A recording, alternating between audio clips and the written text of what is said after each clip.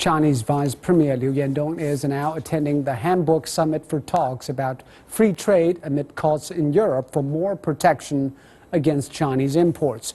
While the three-day summit is a biannual high-level conference on economic affairs between China and Europe, it was initiated by the Hamburg Chamber of Commerce back in 2004 and brings together global leaders in politics, academics and business. Our own Guy Henderson has this. You might expect the Bootman family business to be in favour of lower steel prices. They do, after all, make steel parts for the construction industry. But right now they won't buy the cheapest product on the market, which is imported from China. Grundsätzlich ist ein freier Handel immer das Bessere. In principle, free trade is always the better choice.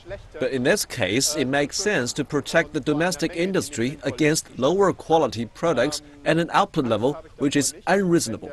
I'm not afraid that German or European steel might be a bit more expensive. The price of our products will be a bit higher. There will be no other effects. But many European buyers aren't prepared to pay more for suppliers. The European Union may be the world's second largest producer of steel, but the industry here is in trouble. Bosses say that imports coming from China are unfairly priced, and they want protection in the form of tariffs to try and put a stop to them. Number three. It's a sticking point that comes at a potentially awkward time.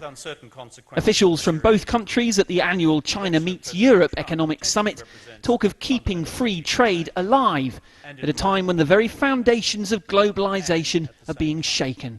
Indeed, that's one of the arguments used by those European Union officials who back formally recognising China as a market economy early next month. In other words, a free and fair trader.